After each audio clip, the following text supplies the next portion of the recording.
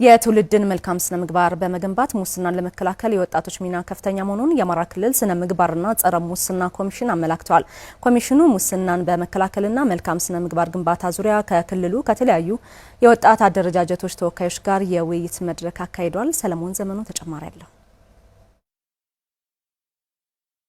የአማራ ክልል የስነ ምግባርና ጸረ ሙስና ኮሚሽን ሙስናን ለመከላከልና ብልሹ አሰራርን ለመቅረፍ የሚያስችል የውይይት መድረክ ከክልሉ የተለያዩ የወጣት አደረጃጀቶች ጋር ያደረገ ሲሆን ሙስናን ለመከላከል የወጣቶች ሚና ከፍተኛ መሆን እንዳለበት የኮሚሽኑ ኮሚሽነር ሀብታሙ ሞገስ በውይይት መድረኩ ላይ ገልጸዋል። ከትውልድ ግንባታ ጋር በተያያዘ ከሚመለከታቸው የወጣት አደረጃጀቶችና ከስፖርት ዘርፍ አመራሮች ጋር ብዙሃኑን ወጣት የሚያንቀሳቅሱ ከመሆኑ ጋር ተያይዞ የትውልድ ስነ ምግባር ግንባታ ዙሪያ ላይ እንዴት ተቀናጅተን እንስራ የሚለውን ስንነጋገር በተግባርም እየተገናኘን ስንሰራ ቆይተናል። እንደ ሀገር ብሎም እንደ ክልላችን ወጣቱ ኦልሞስት በፐርሰንት ሲቀመጥ ከ60% በላይ ነው ባለው መረጃ። ስለዚህ ወጣቱን ባማከለ መልኩ በትውልድ ስነ ምግባር ግንባታ ላይ መስራት የነገ ሀገር ተረካቢ በመቅረጽም የነገ ትውልድ በመቅረጽም ሚናው እጅግ በጣም ከፍተኛ ነው። በመሰረታዊነት ስንጠራም ነገ ከነገ ወዲያ ከወጣቱ ጋር ስትገናኙ ወጣቱ ለሀገር ግንባታ ለትውልድ ስነ ምግባር ግንባታ ሚናው እጅግ በጣም የጎላ መሆኑን ተረድታችሁ ከናንተ ተግባር ባለፈ ወጣቱ በስነ ምግባሩ ታንጾ ይሄድ ዘንድ እንድንተጋገዝ በማሰብ ነው። ሙስናንና ብልሹ አሰራርን በመከላከል የትውልድ ስነ ምግባር ግንባታ ላይ በቅንጅት መስራት ያስፈልጋል ያሉት ኮሚሽነሩ ለዚህም ወጣቶች የሚናቸውን ሊወጡ ይገባል ብለዋል።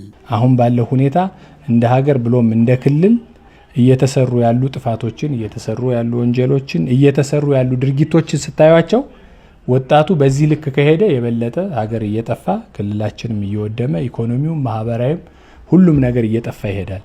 ወጣቱ ግን ይበቃል ብሎ ከተነሳ ከጥፋት ወደ ልማት እንዴት እናዛውረው የሚለው ላይ ሀሳብ ኑሯችሁ ለቀጣይ በምታደርጉት ማንኛውም አይነት እንቅስቃሴ ወጣቱ በስነ ምግባሩ የታነጸ ይሆን ዘንድ የበኩላችሁ ሚና እንድትወጡ ታሳቢ ያደረገ ነው። የውይይቱ ተሳታፊዎችም ሙስናንና ብልሹ አሰራርን ለመቅረፍ የሚያስችሉ ሀሳቦችን ሰጥተዋል።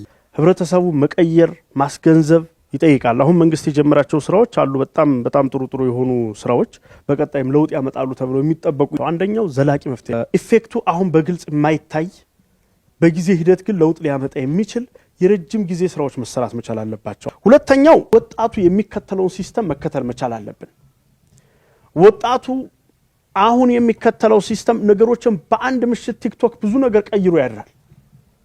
በዛ ላይ ሊደመጥ የሚችል ሊስብ የሚችል ከተለያዩ ተቋማት ጋር በመገናኘት የተሻለ ሲስተም መቅረጽ መቻል ይኖርብናል። ይህ መፍትሄ ብዬ ማስበው ትምህርት ተቋማት ብቻ ሳይሆን የሃይማኖት ተቋማት አሉ፣ ዩኒቨርሲቲዎች አሉ፣ በሃይ ስኩል ደረጃ ክለባት ምናምኖች አሉ፣ ሌሎች በትምህርት ላይ የተሰማቱ እናት አባት ትምህርት ቤተሰብ ራሱ ስርቆት በጣም ኃጢአት እንደሆነ ደሞዙ ሞት እንደሆነ በጣም ተጨባጭ ይህን ማድረግ ያልቻለ ሰው ደግሞ ይሄ ኮንሲኩዌንስ እንደሚሰጥበት ሶሊድ ብላክ ኤንድ ዋይት በሆነ ደረጃ ማስተማር ኢቭን የፍትህ ተቋማትም ማስተማር አለባቸው።